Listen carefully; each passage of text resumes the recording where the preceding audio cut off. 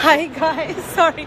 My name is Catalan from Ideapod and I'm here with Neil Harbisson, who is a cyborg activist and he's involved in a number of different projects, but importantly, Neil, can you talk a bit about what is going on with your body at the moment? Well, I have an antenna implanted in my head that allows me to extend my perception of color beyond the visual spectrum. It allows me to sense from infrareds to ultraviolets. There's also internet connection, so people can send colors to my head. Or I can also connect to NASA's International Space Station, for example, to sense the colors from space. So it's a new body part that allows me to extend my perception of color beyond the visual spectrum. So you're saying that you can actually connect to NASA from your antenna. Tell us about receive colors from space. Okay, so you can connect to NASA's International Space Station and you can receive colors from space. Yeah, so that I call this becoming a sensor now, because then you can send your senses to space, feel that you are there instead of physically going there. So it's a way of having a sense in space, a way of exploring space without going there. So this is being a sensoronaut. I know that you have had something else embedded in your teeth. Can you talk a little bit about that implant? Well, it's a tooth implant that allows you to communicate with other people. By clicking, the other person receives a vibration in the mouth, and then the other person, by clicking, you receive the vibration. If you know Morse code, you can communicate from mouth to mouth, and we call this a transcendental.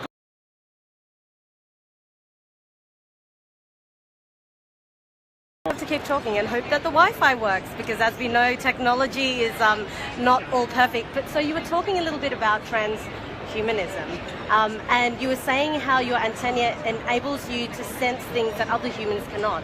How does this impact how you can relate to other beings and beings that have different senses? I define myself as a transspecies more than a transhuman, because I feel more connected to other species now.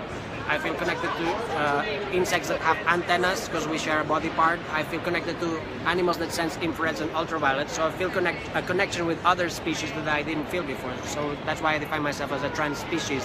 And I think that's, in general, we all are transspecies because we've not always been human. We probably started being some kind of bacteria in the ocean, and then we became another species on Earth, then we lived on the trees. Now we are humans, but this is just temporary. And I think now we have the choice of deciding what species we want to be by merging with technology and deciding what senses and organs we want to have.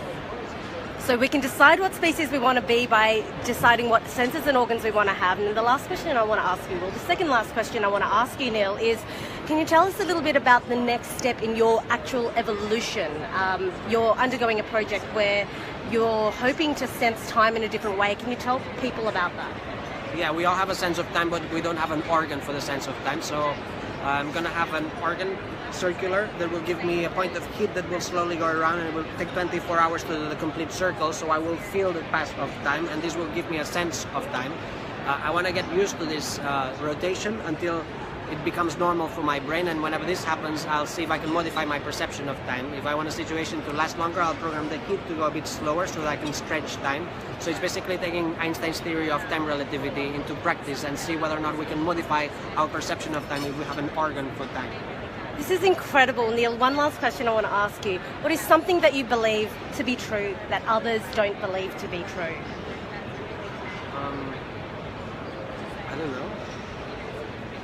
I don't know what others don't believe to be true. You must have had some resistance or some criticism or well, this is not ethical. Many people